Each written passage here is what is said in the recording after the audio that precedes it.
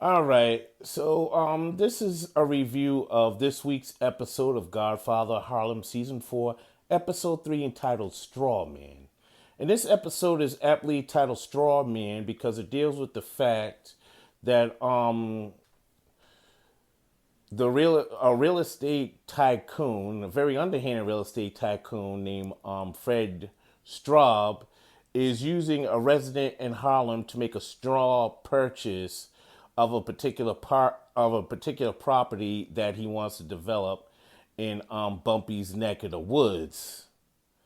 And Bumpy finds out about it through Whoopi Goldberg's character.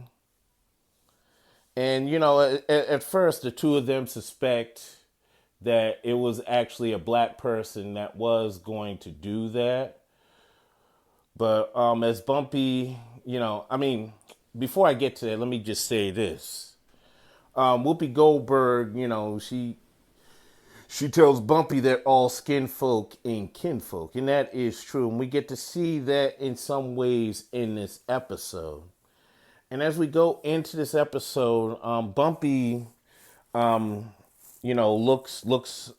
his homework on the straw man who supposedly purchased the property and whatnot. Well, his property that he owns, but the city did something very nefarious as far as that goes. They let somebody else have that property, and they was going to give the deposit back to Bumpy. So Bumpy finds out who this person is, and he is a straw man and whatnot because the guy, he lives in like a rundown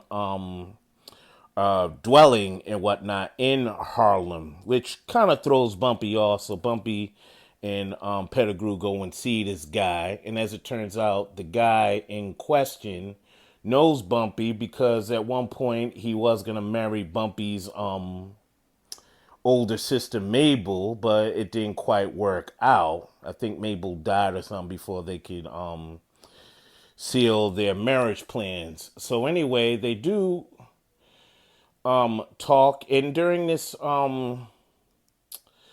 confrontation that the two had with each other, it was clear that the guy that was used to make the straw purchase,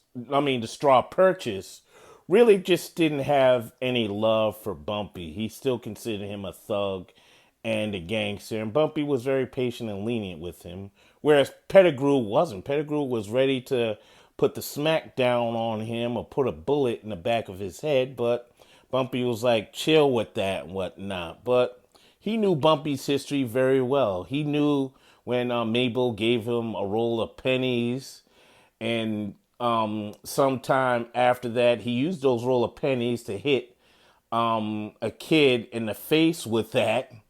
And that's actually a true story because when I read Bumpy's biography, Harlem Godfather, the rap about my husband by Mamie Johnson, she did mention that. So that is a true story. But yeah, it was interesting how the guy that was used to do the straw purchase, his name is Marshall Grant, but Bumpy called him Marley G. I like the interaction between those two and whatnot. And this is a guy that truly knew Bumpy from back in the day, and I do like how we're learning a lot about Bumpy's earlier days. And I suspect when they get around to opening that club St. Clair and whatnot, we'll learn more about it. And perhaps we'll even see Madame St. Clair, aka Stephanie St. Clair, on a later episode. So I can't wait. But yeah, the crux of this was Bumpy wanted to save that property from urban renewal and get it out the hands of that real estate tycoon. And that real estate tycoon used the Marshall Grant guy so he can get his hands on some Harlem property that Bumpy Johnson pretty much owned and was looking to put the Club St. Clair on that land. So, But yeah, I like that. I mean, Bumpy was able to thwart that guy's plans and everything because as we learn, the guy who used Marshall Grant as a front person to buy the property and everything, he was paying Marshall's rent, or Marley G as Bumpy calls him, or Mr. G. So that was his way into Harlem and whatnot. But Bumpy, he convinces him that, the guy that he was dealing business with was a corporate gangster and whatnot. And he takes him to the meeting. And in the meeting, he shows that, the models that he's showing the investors, some of the residents were going to be displaced, but the guy's ensuring him that that's not the case and whatnot. And the guy sees it for himself, and after seeing it and viewing it for himself and further contemplation, he decides that, I'm going to sell my 40 acres and a mule to Bumpy for like $2. And the two shake on it. Bumpy knocks down the models in that dude's office, and peace is achieved. So plans to urban renewal Harlem are pretty much thwarted for the time being. Now, the other subplot concerns the Doogie, and this is where we see Frank Lucas. And Frank Lucas is pretty much in a bind because he doesn't know how to get rid of the Doogie and whatnot, since he switched the shipment for sugar and flour. So he doesn't know how to get rid of it. His girl mentions Bumpy, but he pretty much, nixes that idea. And then she talks about the Italians and whatnot, and how the Italians give the blacks a hard time and they don't like each other and whatnot. And Frank comes up with this ingenious idea. He was like, something, we just need to find an Italian that likes us and whatnot. So that's where that subplot goes from there. We go to 27 West. I believe that's what that place is called. I think it's a stand-in for Wells because the joint that Bumpy would go to was called Wells. But anyway, in that spot, it's the spot where Delia works at. We see Chance, and Chance is talking to Pino and Chin's daughter Stella about the Doogie, and Pino is accusing Bumpy of taking the Doogie and everything and switching it. And Chance is assuring him that that wasn't the case and everything like that. But Pino is still suspicious and whatnot. He's out for blood. He wants somebody's head on the pike, namely Bumpy and whatnot. And despite Chance's rulings to the contrary and whatnot, he's really not convinced. But Chance, he finds out that Pino is the acting boss of the Genovese family.